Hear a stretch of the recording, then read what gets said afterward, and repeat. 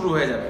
আচ্ছা, প্রথম প্রশ্ন, সবচেয়ে সহজ যে প্রশ্নটা, আমরা সবাই জানি যে অস্ট্রেলিয়া যে মহাদেশটা, এটা হচ্ছে সবচেয়ে ছোট মহাদেশ এবং একই সাথে এটি পৃথিবীর সবচেয়ে বড় দ্বীপ। হ্যাঁ, এটিকে পৃথিবীর সবচেয়ে বড় দ্বীপ হিসেবে ধরে নেওয়া হয়। প্রশ্ন হচ্ছে, এই অস্ট্রেলিয়া মহাদেশকে আরো একটি ভিন্ন নামে ডাকা হয়, অন্য একটি ভিন্ন নাম রয়েছে এই মহাদেশটির। তোমাদের সবার কাছে প্রশ্ন, সেই নামটি কি? অস্ট্রেলিয়া মহাদেশের দ্বিতীয় যে নাম, সে দ্বিতীয় নামটি কি? বেশিরভাগ জায়গায় কিন্তু দ্বিতীয় নামটি বেশি প্রচলিত। আনুষ্ঠানিকভাবে যখন নামটি বলা হয় অস্ট্রেলিয়া মহাদেশের, ওই নামটি বেশি ব্যবহৃত হয়। যেহেতু অস্ট্রেলিয়া বেশি মানুষ ছিল, তাই আমি বলেছি। সাকলাইনের উত্তর সবার আগে সঠিক হয়েছে। আশফাকুল হক, অনন্য, সবার উত্তর সঠিক। হ্যাঁ, সাকলাইন সবার আগে উত্তর দিয়েছে। আচ্ছা, সাকলাইনের উত্তরটি হচ্ছে ওশেনিয়া। অস্ট্রেলিয়া মহাদেশকে বলা হয় ওশেনিয়া। ওশেনিয়া কেন বলা হয়? কারণ এটি একটি দ্বীপ রাষ্ট্র, মূলত চারিপাশ দিয়ে কিন্তু দ্বীপ, মানে সমুদ্র দিয়ে, ওশান দিয়ে ভরপুর। তাই এর মাঝখানটাতে যেহেতু এই দ্বীপটা পড়েছে, সেই দ্বীপটার নাম হচ্ছে ওশেনিয়া। আচ্ছা, এইখানটাতে একটা মজার তথ্য তোমাদের দিই।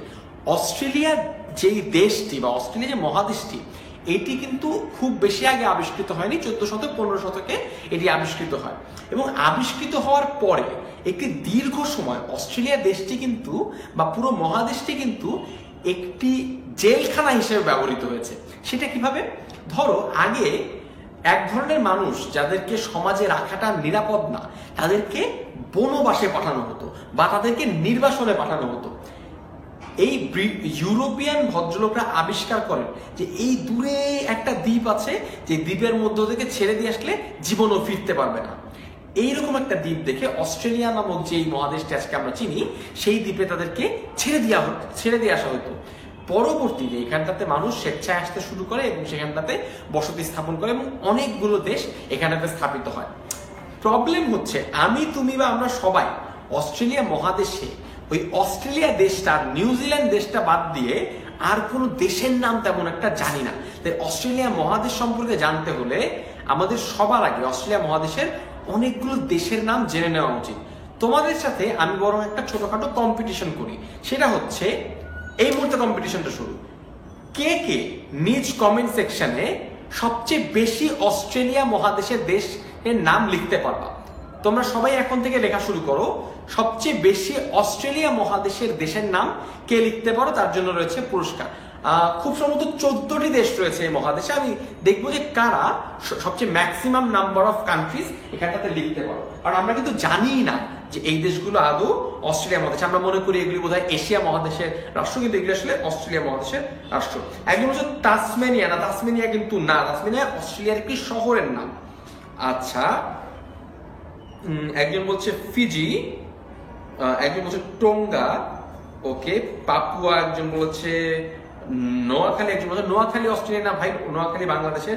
আর নোয়াখালী যদি অস্ট্রেলিয়া নিয়ে যেতে চাই, আমরা কি সেটা অ্যালাউ করবো? কোনোভাবে অ্যালাউ করবো না। নোয়াখালী আমরা চাই, নোয়াখালী বিভাগ চাই, তাই না? অস্ট্রেলিয়া বিভাগ তো কেউ চাই না। এখন বোধহয় একটু ডার্ক আসছে, তোমরা একটু অপেক্ষা করো, কারণ কিছুটা গোলযোগ হচ্ছে বোধহয়। অনেকে তানজানিয়া বলছো। হ্যাঁ, তানজানিয়াও কিন্তু না। হ্যাঁ, তানজানিয়া একটি আফ্রিকান দেশ। হ্যাঁ, Solomon, New Zealand, Papua New Guinea, Fiji অনেকেই বলছো। Very good. হ্যাঁ, অনেকের উত্তরই হচ্ছে। তাহলে আমরা কিছুটা লিখবার চেষ্টা করি, কেমন? এখানটাতে ফিজি, কিরিবাতি। আচ্ছা, লেখার থেকে আমি বরং তোমাদের উত্তরগুলি আমি একটু রিপিট করি। অনেকে ফিজি বলেছো, পাপুয়া নিউগিনি বলেছো, কিরিবাতি বলেছো, নিউজিল্যান্ড বলেছো। এরকম অনেকগুলি দেশ রয়েছে। পালাউ নামক দেশ রয়েছে এখানটাতে, সলোমন আইল্যান্ড রয়েছে, নাউরু রয়েছে। এরকম অনেকগুলো দেশই কিন্তু রয়েছে। হ্যাঁ, কুইন্সল্যান্ড এগেইন, এটি একটি নিউজিল্যান্ডের শহর। এটি কিন্তু কোনো দেশ না, সবাই শহরের নাম বলছো। কেউ কিন্তু দেশের নাম অনেকে দেশের নাম না বলে শহরের নাম বলছো। আচ্ছা, যেহেতু অনেকগুলি দেশের নাম আমরা জেনে গিয়েছি, আমি তোমাদেরকে ছোট্ট একটা কানেকশন মনে করিয়ে দিই। তোমরা অনেকেই হয়তো পালাউ নামক দেশটির নাম লিখেছো, পালাউ। আমরা অস্ট্রেলিয়া দেশটি নিয়ে অনেক আলাপ করব, তার আগে ছোট ছোট কিছু দেশকে একটু আলোচনা করে নিই। প্রথম যে দেশটি নিয়ে কথা বলতে চাই তার নাম হচ্ছে পালাউ।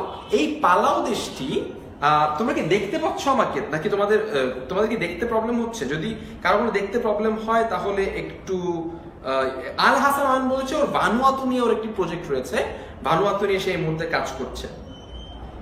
আচ্ছা, তোমাদের যদি ভিডিওটি দেখতে প্রবলেম হয় আমাকে জানাবে।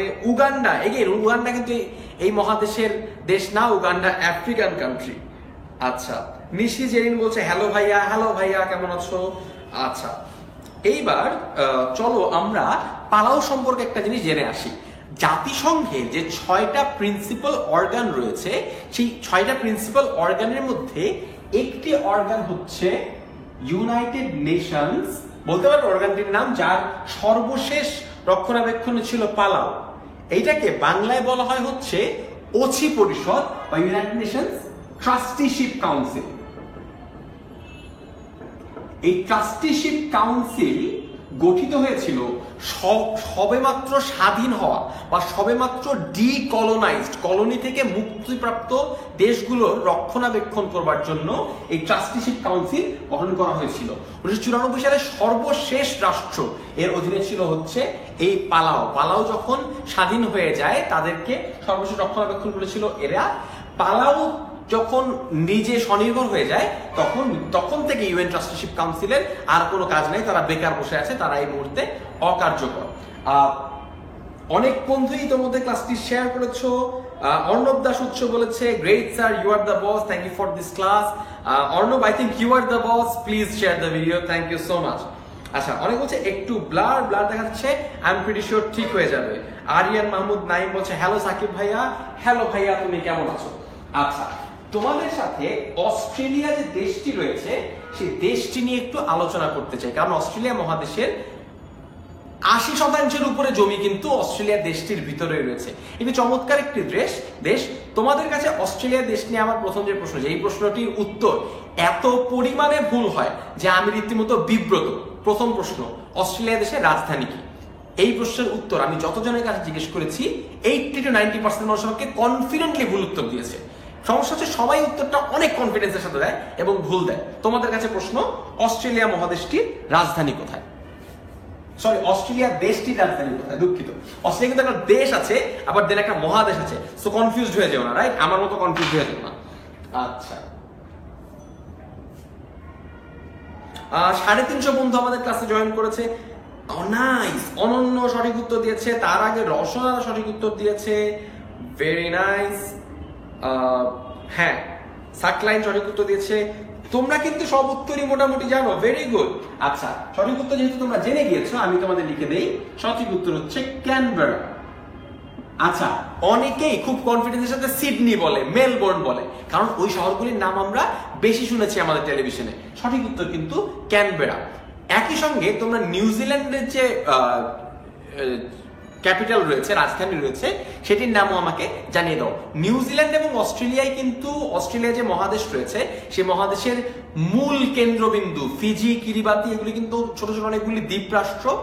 আমরা কিন্তু বেশিরভাগ সংবাদ শুনতে পাই এই দুটো দেশ সম্পর্কে, ক্যানবেরা এবং অস্ট্রেলিয়া এবং নিউজিল্যান্ড। তোমাদেরকে একটা মজার তথ্য বলি, তোমরা গুগলে গিয়ে সার্চ করবে নিউজিল্যান্ডের ফ্ল্যাগ এবং অস্ট্রেলিয়ার ফ্ল্যাগ, লক্ষ্য করবে যে দুটোর ফ্ল্যাগ হু সেম, অল্প একটু পার্থক্য ছাড়া। নিউজিল্যান্ডে কিছু লাল রঙের তারা আছে এক্সট্রা, এছাড়া দুটো ফ্ল্যাগ হুবহু সেম। এই জিনিসটা নিয়ে নিউজিল্যান্ড সম্প্রতি একটা বিব্রতকর অবস্থার মধ্যে আছে, তাই তারা চেষ্টা করছে তাদের ফ্ল্যাগটি পরিবর্তন করে দেওয়ার জন্য। দেখি তোমাদের মধ্যে কে কে নিউজিল্যান্ডের ফ্ল্যাগ নাম লিখেছো, ভেরি গুড। নোবেল, অনন্য, ফাহিম, অর্ণব, সৈয়দ সবাই সঠিক উত্তর দিয়েছে, ভেরি গুড। নিউজিল্যান্ডের যে রাজধানী তার নাম হচ্ছে ওয়েলিংটন, ভেরি গুড। তোমরা যারা জিম্বাবুয়ের ক্রিকেট খেলা দেখো তোমাদের মনে থাকার কথা, হ্যামিল্টন মাসাকাদজা বলে একজন প্লেয়ার রয়েছেন। হ্যামিল্টন একটা নিউজিল্যান্ডের শহর, ওর ভাইয়ের নাম ওয়েলিংটন মাসাকাদজা। ওয়েলিংটন একটা নিউজিল্যান্ড। আমি জানি না ওর বাবা মা কি চিন্তা করছিল যে তারা নিউজিল্যান্ডকে এতটাই ভালোবাসে যে নিউজিল্যান্ডের বিভিন্ন শহরের নামে ছেলেদের নাম রাখছে, অথচ তাদের ছোট ভাইয়ের নাম হচ্ছে সিঙ্গি মাসাকাদজা। আমি বুঝলাম না, তারা হঠাৎ করে মনে হয় আর শহর পাচ্ছে না, যে নিউজিল্যান্ডে আর কি শহর আছে, আমরা they ran out of cities to name after. Anyway, আশা করি বাংলাদেশ এরকম হলে কিন্তু আমার নাম হতো ধরো ঢাকা বিন রশিদ, হ্যাঁ, সিলেট বিন রশিদ, এই টাইপের কিছু একটা হইতে হতো। আচ্ছা, এইবার হ্যাঁ, মাহমুদ হাসান রাজা বলেছে ও ওপেনিং ব্যাটসম্যান, সিফাত রহমান বলছে আমার কমেন্ট পড়েন না কেন ভাইয়া, নেক্সট টাইম পড়বো, মিস করে যাই ভাইয়া, sorry, I am extremely sorry.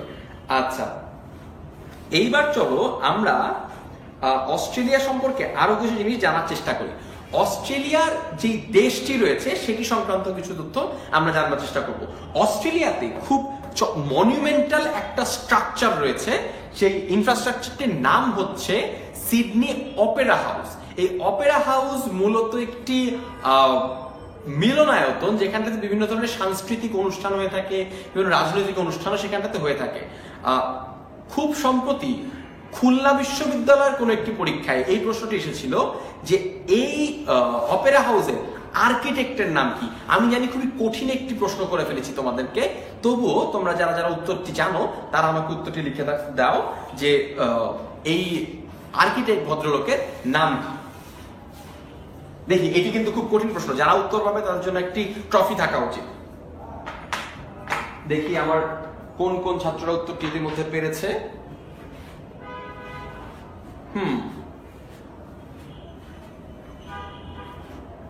আচ্ছা,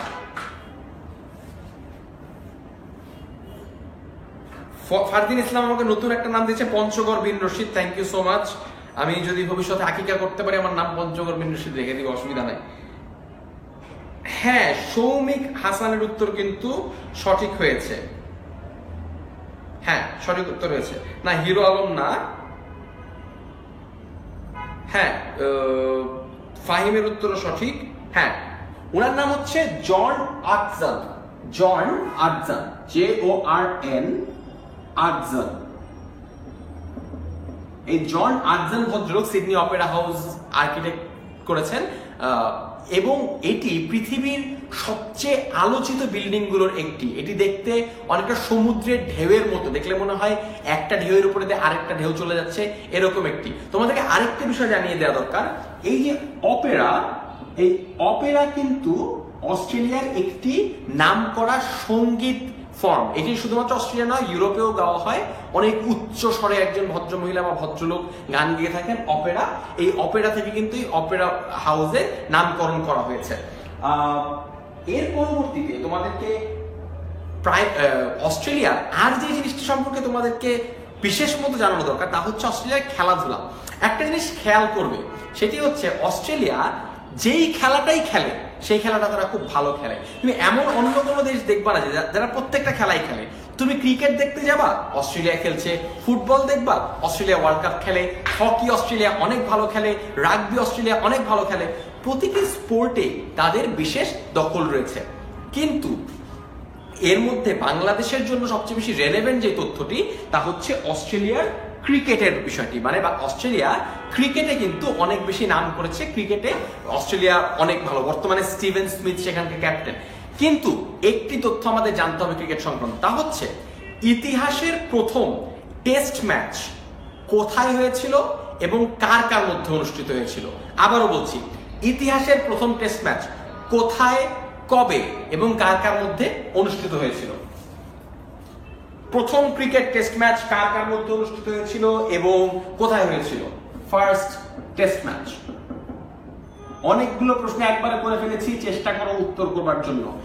মনে রাখবে, স্পোর্টস থেকেও কিন্তু যথেষ্ট পরিমাণ প্রশ্ন হয় আমাদের জেনারেল নলেজ ক্লাসগুলিতে, সুতরাং সেটাও কিন্তু একদম ফেলে দিলে চলবে না। মাহমুদুল হাসান রাজু জিজ্ঞেস করেছে ভাই কোন টিমের সাপোর্টার। আমি বাংলাদেশ টিমের সাপোর্টার।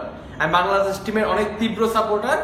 তবুও ভিতরের খবর বলে রাখি, আমি একটা দীর্ঘ সময় সচিন টেন্ডুলকারের অনেক বড় ফ্যান ছিলাম। এটা খুব আনইউজুয়াল কিছু, সবাই সচিন টেন্ডুলকারের ফ্যান, কিন্তু আমি একদম ভিন্ন মাত্রার ফ্যান ছিলাম। আমার রুমে ভদ্রলোকের পোস্টার ছিল, মানে রীতিমতো যাচ্ছে তাই অবস্থা। আচ্ছা, কিন্তু এখন আমি হোল হার্টেডলি শুধুমাত্র বাংলাদেশের সাপোর্টার, আর কোনো দলের সাপোর্টার না। আচ্ছা, একজন বলছে অ্যাশেজ হয়েছিল প্রথম, রাজু বলেছে। নোমান বিল্লা সঠিক উত্তর দিয়েছে 1877। ভেরি গুড, সঠিক উত্তর। অনন্য সঠিক উত্তর দিয়েছে, তারেক সঠিক উত্তর দিয়েছে, ভেরি গুড।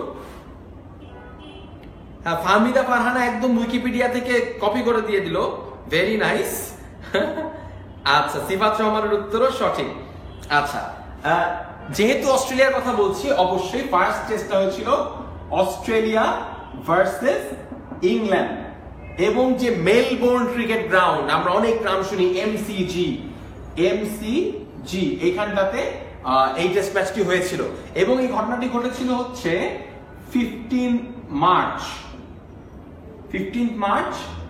1877 এই তারিখটিতে এই টেস্টটি খেলা হয়েছিল। এই খেলার রেজাল্টটা খুব ইন্টারেস্টিং। এই খেলায় এই অস্ট্রেলিয়া 45 রানে বিজয়ী হয়েছিল, তাই তো? খুবই কাকতালীয় একটি ঘটনা আছে, আমি তোমাদেরকে একটু বলি। এই টেস্ট ক্রিকেটের 100 বছর পূর্তি যখন হয়, ঠিক 100 বছর পরে 100 ইয়ার্স 100 বছর পরে আরেকটি টেস্ট আয়োজন করা হয় টেস্ট ক্রিকেটের 100 বছর পূরণ করবার জন্য। সেখানটাতে খেলে অস্ট্রেলিয়া বনাম ইংল্যান্ড এবং সবচেয়ে মজার ব্যাপার হচ্ছে সেই টেস্ট ম্যাচটিতেও অস্ট্রেলিয়া 45 রানে বিজয়ী হয়। অর্থাৎ ইতিহাসে এত অসাধারণ পুনরাবৃত্তি তুমি কখনোই দেখবা না, যে এই রেজাল্টটা পর্যন্ত কিন্তু হুবহু মিলে গেল। অর্থাৎ অসাধারণ একটি কাকতালীয় ঘটনা এবং এখান থেকে যদি প্রশ্ন আসে তাহলে কিন্তু খুবই হাস্যকর একটা ব্যাপার হবে, যে চমৎকার একটা ব্যাপার, 100 বছর পরে একই রেজাল্ট হলো। হ্যাঁ, অনেকে অ্যাশেজের কথা লিখছে, আমি অ্যাশেজ সম্পর্কে একটু বলে রাখি। অ্যাশেজের ঘটনাটাও কিন্তু খুবই ইন্টারেস্টিং। একবার অস্ট্রেলিয়া এবং ইংল্যান্ডের মধ্যে এরকম করে খেলা হচ্ছিল, তখন রেগুলারলি সিরিজ হতো এবং তার পরবর্তীতে নিউজ পেপারে নিউজ আসে যে অস্ট্রেলিয়া ইংল্যান্ডকে ভস্য করে দিয়েছে, তাদেরকে ছাই করে দিয়েছে এবং ইংল্যান্ড তার ছাই করে দিয়ে সেই ছাইটা ঘরে নিয়ে যাচ্ছে। সেখান থেকে এই টুর্নামেন্টের নাম হয়ে গেছে অ্যাশেজ। আজ অবধি ক্রিকেটের one of the most prestigious tournaments all around the world. সুতরাং বুঝতেই পারছো যে খুবই এক্সাইটিং একটা ব্যাপার অস্ট্রেলিয়ান এবং ইয়েদের মানুষদের মধ্যে। ক্রিকেট নিয়ে আরেকটা গুরুত্বপূর্ণ প্রশ্ন, যেটা কিনা অস্ট্রেলিয়ার সাথেও খুবই ইম্পর্টেন্ট। প্রশ্নটি হচ্ছে, টেস্ট ক্রিকেটের প্রথম সেঞ্চুরিয়ানের নাম কি? এই ভদ্রলোক কিন্তু প্রথম টেস্টেই সেঞ্চুরি করেছিলেন। তোমাদের কাছে প্রশ্ন, টেস্ট ক্রিকেটের প্রথম সেঞ্চুরিয়ান ভদ্রলোকের নাম কি? টেস্ট ক্রিকেটের প্রথম সেঞ্চুরিয়ানের নাম জানতে চাচ্ছি তোমাদের কাছে। দেখি নামগুলি কারা কারা লিখে জানাতে পারে।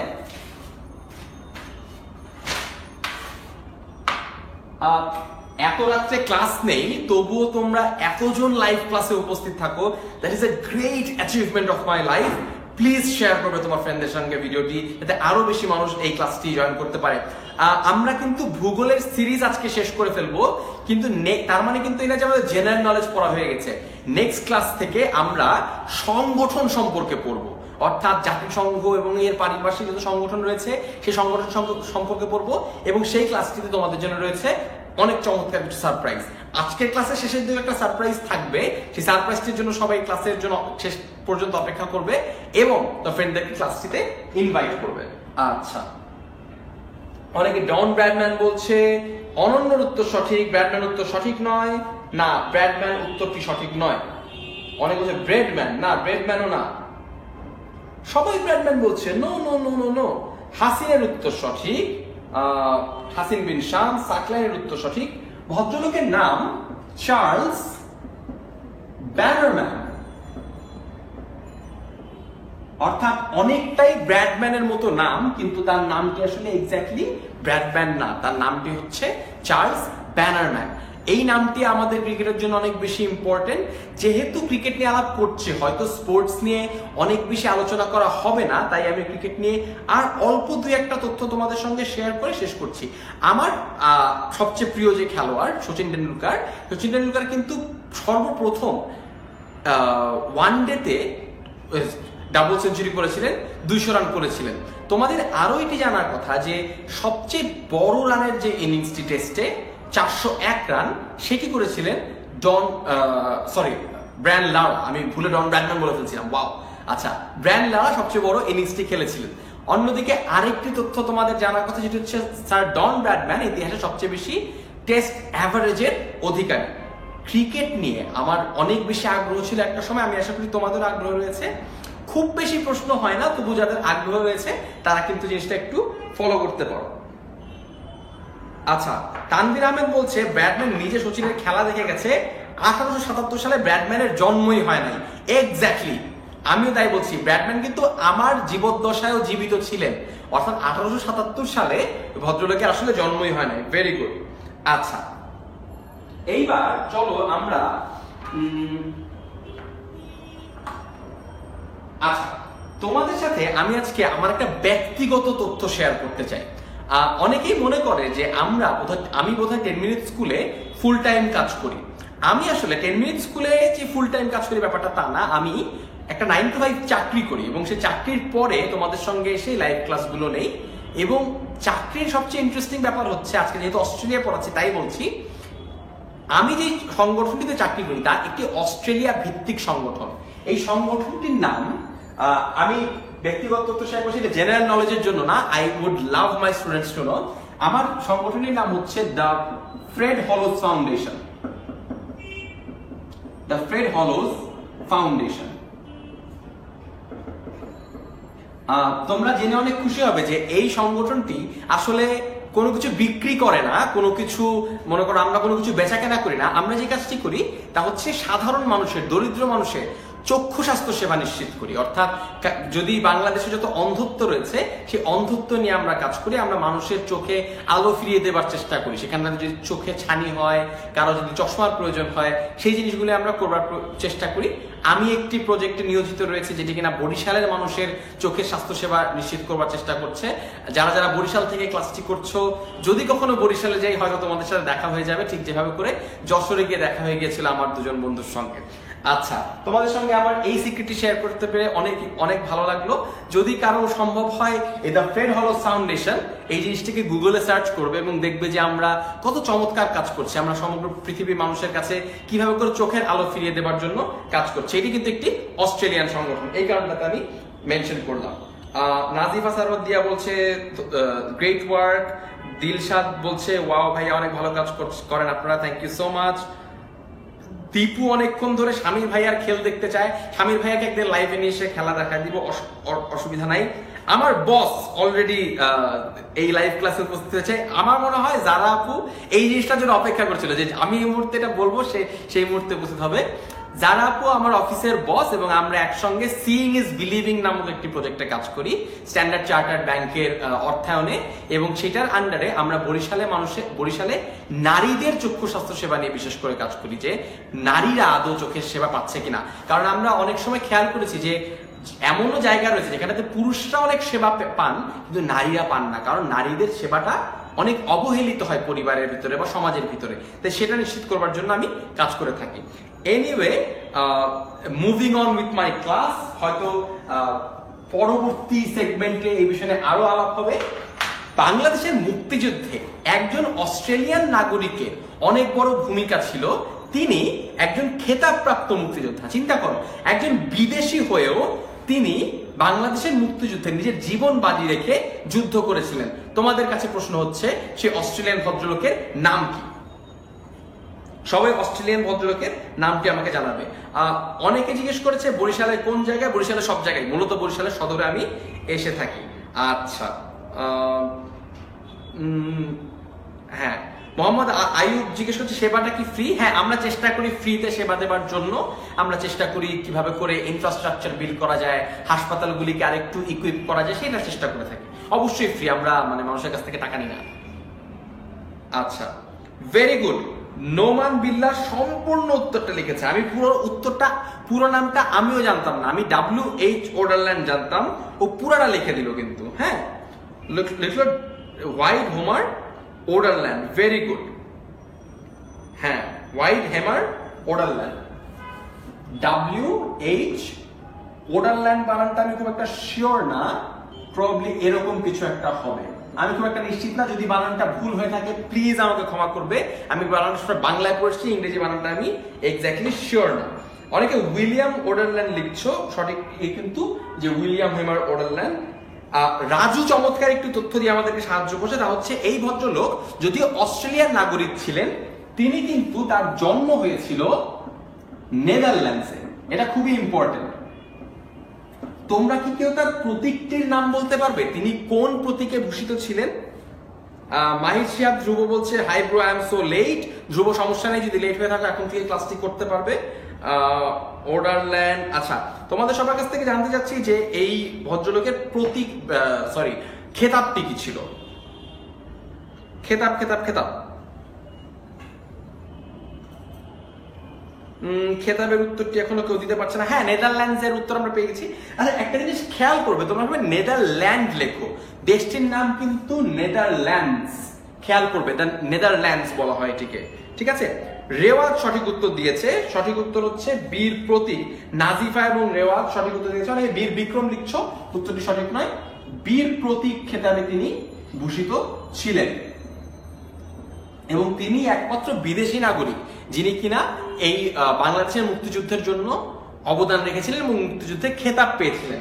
তিনি সেই সময় বাটা শু কোম্পানিতে চাকরি করতেন এবং ট্রাস্ট মি, এই ভদ্রলোককে নিয়ে প্রচুর পরিমাণে প্রশ্ন হয়েছে, অতীতে অনেক প্রশ্ন হয়েছে। মুক্তিযুদ্ধের সাথে যত বিদেশি চরিত্র জড়িত রয়েছেন, ডব্লিউ.এস. ওডারল্যান্ড, জেফার জ্যাকব, মার্শাল টিটো, ভিভি গিরি, প্রত্যেকটি মানুষকে নিয়ে অনেক পরিমাণে প্রশ্ন হয়। কনসার্ট ফর বাংলাদেশের সাথে যারা যারা জড়িত তাদের প্রত্যেককে নিয়ে কিন্তু প্রচুর পরিমাণে প্রশ্ন হয়। থ্যাংক ইউ সো মাচ সবাই সঠিক উত্তর দিয়ে, সবাইকে সঠিক উত্তর দেওয়ার জন্য অসংখ্য অসংখ্য ধন্যবাদ। আচ্ছা, অস্ট্রেলিয়া মহাদেশের একটা বিশেষ গুরুত্বপূর্ণ তথ্য হচ্ছে এটির একটি রিফ রয়েছে, অর্থাৎ একটি কোরাল এরিয়া রয়েছে যেটি পৃথিবীর সবচেয়ে বড় কোরাল রিফ বলা হয়। আচ্ছা, কোরাল রিফ জিনিসটার মানে হচ্ছে এটি এমন একটি ভূমি যেটি পুরোটা মিলে একটি লিভিং অর্গানিজম, অর্থাৎ পুরোটা মিলে একটি প্রাণী বলতে পারো, পুরোটা একটা বড় একটা এরিয়া মিলে একটি প্রাণীর মতো আচরণ করে, এটি একটি লিভিং অর্গানিজম হিসেবে কাজ করে। প্রশ্ন হচ্ছে এই পৃথিবীর সবচেয়ে বড় কোরাল রিফের নামটি কি যেটি অস্ট্রেলিয়াতে অবস্থিত? হ্যাঁ, রাফির উত্তর ইতিমধ্যে সঠিক হয়ে গিয়েছে, অনন্য সঠিক উত্তর দিয়েছে the great barrier reef, the great barrier reef. আচ্ছা, এই গ্রেট ব্যারিয়ার রিফে পৃথিবীর অসংখ্য বিলুপ্তপ্রায় মাছ, বিভিন্ন ধরনের গুল্মলতা, বিভিন্ন ধরনের সামুদ্রিক প্রাণীর বসবাস, যারা কিনা এই রিফকে কেন্দ্র করে বেঁচে আছে এবং এই রিফ, সমগ্র রিফটাই কিন্তু আদতে জীবিত, অর্থাৎ তারা অনেক ছোট ছোট কণা কণা মিলে একটি এন্টায়ার অর্গানিজম ফর্ম করেছে, যেটির ব্যাখ্যা আমার বন্ধু শামীম মুনতাজির হয়তো বেটার দিতে পারবে। আমি সায়েন্সের ছাত্র না, আমি নিজেই ভালো বুঝি না জিনিসটা, তোমরা যদি কেউ বোঝো জিনিসটা লিখে দেখাতে পারবে যে এত বড় প্রাণী হয় কিভাবে করে, রাইট? এই গ্রেট ব্যারিয়ার রিফটি নিজেই 1,32,000 স্কোয়ার মাইল জুড়ে রয়েছে পুরো জায়গা মিলে এবং এটি একমাত্র লিভিং অর্গানিজম যেটা কিনা স্পেস থেকে দেখা যায়, অর্থাৎ বুঝতে পারছো অস্ট্রেলিয়ার একটি বড় জায়গা জুড়ে কিন্তু এই রিফটি ছড়িয়ে রয়েছে, 1,32,000 স্কোয়ার মাইল জুড়ে এটি ছড়িয়ে রয়েছে। অর্থাৎ গ্রেট ব্যারিয়ার রিফের এই লোকেশনটাও কিন্তু আমাদের এই পৃথিবীর জন্য খুব বেশি গুরুত্বপূর্ণ। আচ্ছা, আমি সবসময় তোমাদেরকে যেটা বলি যে তোমরা রাজধানীগুলো কিন্তু একটু দেখে নেবার চেষ্টা করবে। আমি ইতোমধ্যে অস্ট্রেলিয়া এবং নিউজিল্যান্ডের রাজধানী তোমাদের সঙ্গে শেয়ার করেছি। এছাড়া আরেকটি দেশ রয়েছে যে দেশটি নিয়ে আমরা হয়তো কম জানি, কিন্তু তবুও সেই দেশটির রাজধানীটা তোমাদের সঙ্গে শেয়ার করার প্রয়োজন, ফিজি। এই ফিজি দেশটিও কিন্তু একটি সামুদ্রিক দ্বীপ রাষ্ট্র, কিন্তু এটিও কিন্তু অস্ট্রেলিয়া মহাদেশের একটি অংশ। তোমাদের কাছে প্রশ্ন হচ্ছে এই ফিজি রাষ্ট্রটির ক্যাপিটাল কোনটা? হঠাৎ করে অনেকগুলি অ্যাংরি রিয়াকশনস দেখতে পাচ্ছি, অ্যাংরি রিয়াকশনস এর কারণ কি একটু বুঝবার চেষ্টা করি। কে যেন আমাকে অনেক বেশি অ্যাংরি পাঠাচ্ছে, আমি কাকে রাগিয়ে দিলাম? হ্যাঁ, অনেকে সঠিক উত্তর দিচ্ছ, আব্দুল হাকিম, নোমান বিল্লাহ সবাই সঠিক উত্তর দিয়েছে। ফিজির ক্যাপিটাল হচ্ছে সুভা। আচ্ছা, যারা যারা ক্যাপিটাল সঠিক উত্তর দিচ্ছ তাদেরকে আমি একটু অনুরোধ করব যে এই 6টা ক্লাসে আমরা যতগুলি ক্যাপিটাল পড়েছি এর বাইরেও যত অসংখ্য রাজধানী, মুদ্রা এগুলো রয়েছে, এগুলো একটু মনোযোগ দিয়ে পড়তে হবে। বিশেষ করে যেই সকল অঞ্চলে সম্প্রতি রাজনৈতিক ঘটনাগুলি ঘটে গেছে, নির্বাচন ঘটে গেছে, সেই জিনিসগুলি তোমাদের একটু জেনে নিতে হবে, রাইট? যেমন অস্ট্রেলিয়ার প্রাইম মিনিস্টারের নাম, নিউজিল্যান্ডের প্রাইম মিনিস্টারের নাম, হয়তো সময়ের কারণে আমি সবগুলি তোমাদেরকে বলতে পারিনি, তবুও তোমাদেরকে একটু জেনে নিতে হবে। আমরা ক্লাসটির মাত্র অর্ধেক অবস্থায় এসেছি, কিন্তু আমাদের কিন্তু অস্ট্রেলিয়া সংক্রান্ত যে আলোচনা তা কিন্তু আমাদের অনেকটাই সীমিত হয়ে এসেছে। আচ্ছা, আমি তবুও তোমাদের সাথে এমন কিছু তথ্য শেয়ার করতে চাই যেগুলো আমরা অস্ট্রেলিয়া সম্পর্কে সাধারণত জানি না। অস্ট্রেলিয়াতে অদ্ভুত কিছু আবিষ্কার হয়েছে। অর্থাৎ অস্ট্রেলিয়া যে দেশটি, সেই দেশটির মানুষরা অদ্ভুত কিছু জিনিস এই পৃথিবীতে আবিষ্কার করেছেন। এরোপ্লেনে একটি ব্ল্যাক বক্স থাকে, যে ব্ল্যাক বক্সে কোনো একটি এরোপ্লেন কেন ধ্বংস হয়েছিল সেটির তথ্য জানতে পারা যায়। এই ব্ল্যাক বক্স আবিষ্কৃত হয়েছিল অস্ট্রেলিয়াতে। আমরা অনেক সময় বুমেরাং ছুঁড়ে মারি, যেটা ছুঁড়ে মারলে আবার তোমার হাতে ফেরত আসবে। এই বুমেরাং আবিষ্কৃত হয়েছিল অস্ট্রেলিয়ায়। নোটবুক অর্থাৎ একটি লেখবার জন্য খাতা, নোটবুক আবিষ্কৃত হয়েছিল অস্ট্রেলিয়ায়। অর্থাৎ দেখতে পাচ্ছ যে ছোট্ট মানে রাজনৈতিকভাবে এত দূরে অবস্থানকারী একটি দেশ, অথচ কত চমৎকার চমৎকার ইনভেনশন সেই দেশে রয়েছে। আমি তোমাদেরকে প্রমিস করেছিলাম যে এই ক্লাসের শেষে একটা এক্সট্রা এপিসোড থাকবে। আমি যখন বুঝতে পেরেছি অস্ট্রেলিয়া নিয়ে অনেক বেশি তথ্য আমাদের সামনে নেই, আমি যে কাজটি করেছি তা হচ্ছে আমরা যে 6টা মহাদেশ নিয়ে কাজ করলাম, এই 6টা মহাদেশ কোথায় অবস্থিত? পৃথিবীতে অবস্থিত। তাই আমাদের ক্লাসের এই শেষ অংশটুকু আমরা ব্যয় করব পৃথিবী নিয়ে জানতে। অর্থাৎ ক্লাসের এখনকার যে অংশটুকু রয়েছে সেই অংশটুকু হবে পৃথিবীর বিভিন্ন তথ্য নিয়ে। অর্থাৎ অস্ট্রেলিয়া সহ সবগুলি মহাদেশ নিয়ে আলোচনা করা শেষ, আমরা কিছু আর্থ ফ্যাক্টস জেনে নিব। আচ্ছা, তোমাদের কাছে প্রথম প্রশ্ন যে আর্থ, পৃথিবী, এই পৃথিবীর আগে দা আর্টিকেলটা, এটি কি দা আর্থ হবে নাকি আর্থ হবে? অর্থাৎ আমি যেহেতু তোমাদের সাথে ইংরেজিও পড়াই, তোমাদের কাছে প্রশ্ন হচ্ছে এই আর্থ কথাটি তার আগে আর্টিকেল দা বসে কি বসে না? তোমাদের কাছে আমার প্রশ্ন। এই প্রশ্নের উত্তর আমি নিজে তোমাদেরকে দিয়েছিলাম আর্টিকেলের ক্লাসে, আয়মান ভাইয়া তোমাদেরকে দিয়েছিল আর্টিকেলের ক্লাসে। আমি আশা করি তোমরা সবাই উত্তরটি পারবে। শাহরুখ জিজ্ঞেস করছে যে মহাদেশ কোনটি, অস্ট্রেলিয়া নাকি ওশেনিয়া? দুটোই সম্ভব, দুটো উত্তরই কিন্তু সঠিক, দুটোই কিন্তু হতে পারে। অনন্য বলছে দা আর্থ, ফাতেমা জোহরা বলছে দা আর্থ, সিফাত বলছে দা আর্থ, সবাই দা আর্থ বলছে। তোমাদের উত্তর অর্ধেক সঠিক, সম্পূর্ণ সঠিক নয়। মোর্শেদ বলছে ভাইয়া ক্যামেরাটা বাজে। ভাইয়া ক্যামেরাটা বাজে না, যেহেতু অনেক বৃষ্টি হয়েছে তাই ইন্টারনেটের কানেকশনটা কিন্তু একটু দুর্বল। তোমাদের ইন্টারনেট কানেকশনটাও দুর্বল, আমারটাও একটু দুর্বল, তাই এরকম হচ্ছে। আশা করি পরবর্তী ক্লাস থেকে এমনটা হবে না। আমি আন্তরিকভাবে দুঃখিত এই সমস্যাটার কারণে। সবাই দা আর্থ বলছে। আচ্ছা, মাহির শিয়াব ধ্রুব বলছে দা আর্থ, ভেরি গুড। মুনসওয়ারিম খান সবার আগে সঠিক উত্তর দিয়েছে, ও একমাত্র সঠিক উত্তর দিয়েছে এতক্ষণে। মুনসওয়ারিম খান সঠিক উত্তর দিয়েছে, বলছে নিজ বাসভূমি বুঝালে দা হবে, প্ল্যানেটের আগে না। এক্স্যাক্টলি। একটু ভেঙে বলি, আমি যদি আমাদের আবাসভূমি যে পৃথিবী, সেই পৃথিবীকে নিয়ে কথা বলতে যাই যে আমাদের পৃথিবী, তখন সেটির আগে দা আর্থ হবে, যে দা আর্থ ইজ আওয়ার মাদারল্যান্ড। কিন্তু যদি আমি প্ল্যানেট আর্থ নিয়ে কথা বলি তখন সেটার আগে দা হবে না। ভিনাস, মার্স, আর্থ এগুলি কোনোটির আগেই দা হয় না যদি স্পেসের কনটেক্সটে বলা হয়। অর্থাৎ দা আর্থ হবে যদি আমাদের পৃথিবী বলা হয়, আর আর্থ হবে যদি স্পেসের কনটেক্সটে বলা হয়। অর্থাৎ বুঝতে পারছো যে এখানটাতে একটা গ্রামাটিক্যাল গ্যাঞ্জাম আছে কিছুটা। আচ্ছা, চলো আমরা আবার জেনারেল নলেজ একটু ফেরত যাই। আমরা যে এতদিন 6টা মহাদেশ শিখলাম, এই 6টা মহাদেশ কোনো একটা সময় একত্রে ছিল। অর্থাৎ এটি যে আস্তে আস্তে একটা আরেকটার সাথে বিচ্ছিন্ন হয়ে মধ্যে দিয়ে মহাসাগরগুলি প্রবাহিত হচ্ছে, আগে এমনটা ছিল না, সবাই একসঙ্গে ছিল। এরপরে একটি কন্টিনেন্টাল ড্রিফট হয়। আমি তোমাদেরকে একটু লিখে দিই, কন্টিনেন্টাল ড্রিফট এর মানে হচ্ছে কন্টিনেন্ট আস্তে আস্তে সরে যেতে শুরু করে। কন্টিনেন্টাল ড্রিফট বলে এটাকে। হ্যাঁ, এটা তুমি আইস এজ যে সিনেমাতে আছে, একটি কার্টুন ছবি, সেটির মধ্যে তুমি দেখতে পাবে।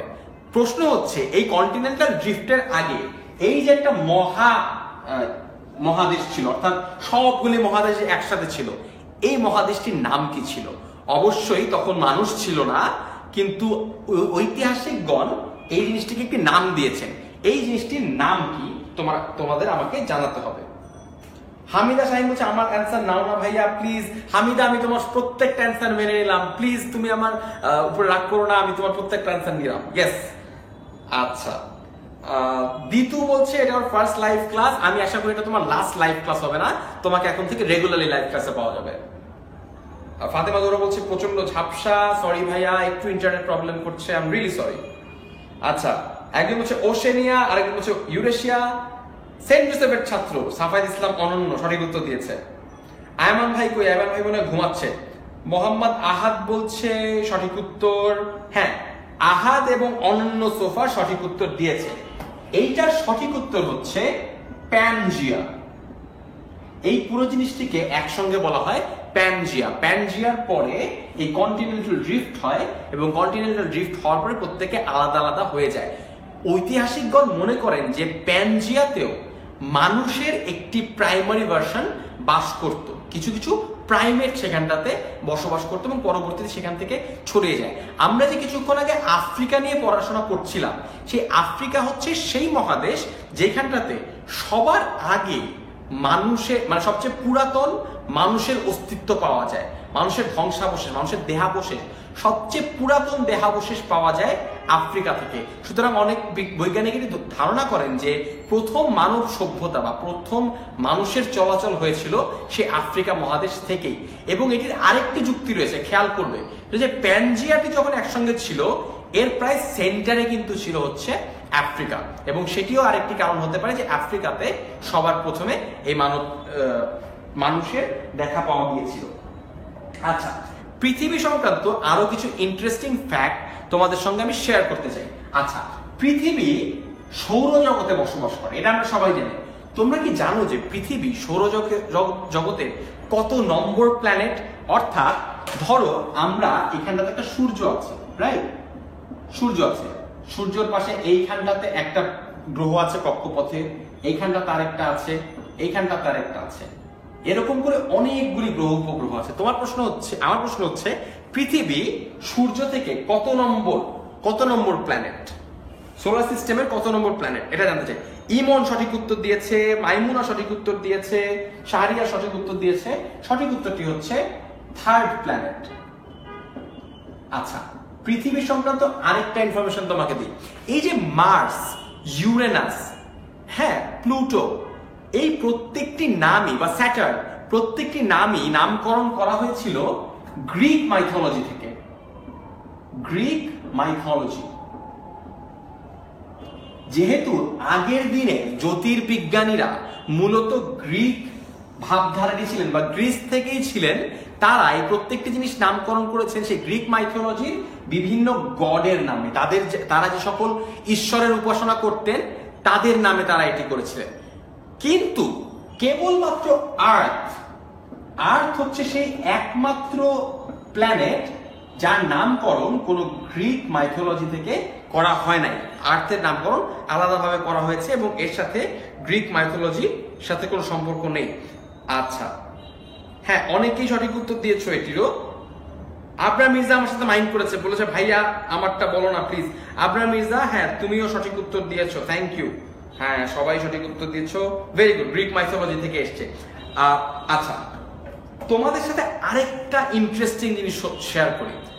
তোমরা সবাই জানো যে আমাদের প্রত্যেকটা দিন 24 ঘন্টা হয়। তার কারণ পৃথিবী তার নিজ কক্ষপথে একবার ঘুরে আসতে 24 ঘন্টা সময় লাগায়, কিন্তু সময়টা এক্স্যাক্টলি 24 ঘন্টা না। তোমরা কি বলতে পারবে যে পৃথিবী নিজ কক্ষপথে একবার ঘুরে আসতে এক্স্যাক্টলি কতক্ষণ সময় লাগায়? তোমাদের সবার কাছে প্রশ্ন যে পৃথিবী পুরো একবার ঘুরে আসতে, একবার চক্কর কেটে ঘুরে আসতে এক্স্যাক্টলি কতক্ষণ সময় লাগে তোমাদের? এবং এই প্রশ্নটি কিন্তু এ ইউনিট এবং বি ইউনিট উভয় জায়গায় প্রশ্ন হওয়ার সম্ভাবনা রয়েছে। উত্তরটি দাও। প্রশ্ন হচ্ছে পৃথিবী একবার নিজ কক্ষপথে ঘুরে আসতে কত সময় দরকার?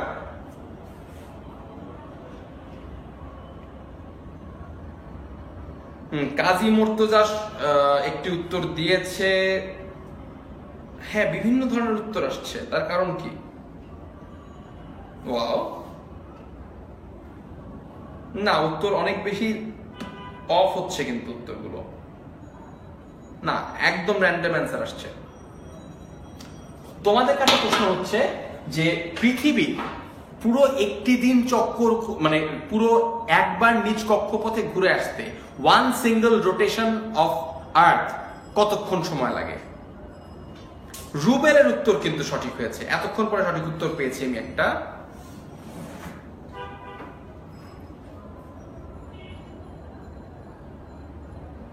আচ্ছা, মাহবুবুর রহমান শাওনের উত্তরও কিন্তু সঠিক।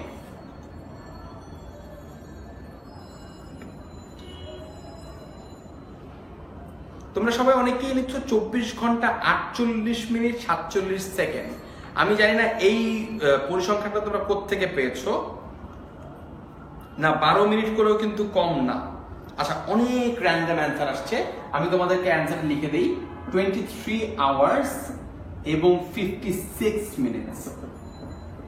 প্রতিটা দিন থেকে 4 মিনিট করে কম হয় এবং এই 4 মিনিট জড়ো করে করে কিন্তু আমরা 4 বছর পর পর একটি করে লিপ ইয়ার পাই এবং 29 ফেব্রুয়ারি দিনটি সেই লিপ ইয়ারটি পালন করা হয় যাতে করে ওই 4 মিনিট অ্যাডজাস্ট করা যায়। তোমাদেরকে আরেকটা ইন্টারেস্টিং তথ্য দেই। সেই ইন্টারেস্টিং তথ্য হচ্ছে, আচ্ছা আমি ছোট্ট একটু মিস্টেক করেছি, 4 মিনিটের সাথে আরেকটু আছে, তার সাথে 4 সেকেন্ড আছে।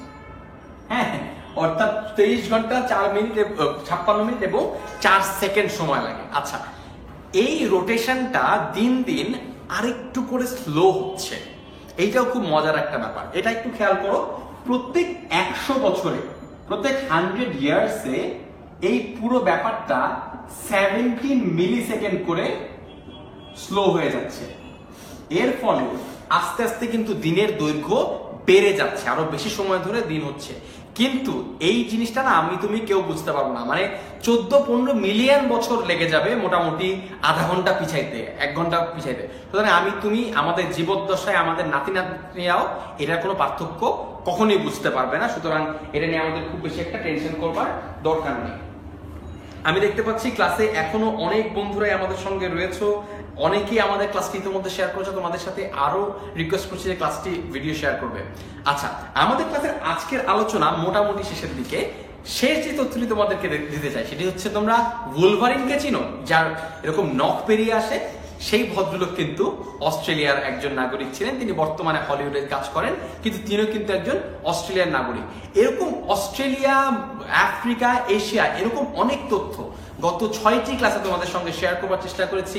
অনেক তথ্যই হয়তো বাদ রয়ে গিয়েছে। তোমাদের কাছে অনুরোধ যে তোমরা দয়া করে আমাদেরকে জানাবে তোমরা আর কি বিষয়ে ক্লাস চাও। পরবর্তীতে সংগঠন নিয়ে আমরা আরো বেশি ক্লাস নিব, দয়া করে তোমরা সেই ক্লাসগুলিতেও জয়েন করবে। প্লাস যতগুলো ক্লাস এতদিন হয়েছে সেই ক্লাসগুলি ফলো করবার জন্য www.10minuteschool.com এ চলে যাও, সেখানটাতে প্রত্যেকটি ক্লাসের ভিডিও তোমরা একবারে পেয়ে যাবে। আজকে ক্লাসটি জয়েন করবার জন্য সবাইকে অসংখ্য ধন্যবাদ। দেখা হবে পরবর্তী ক্লাসে। Till then, as 10 Minute School always says, never stop learning. Have a great night, have a great weekend tomorrow. Thank you so much.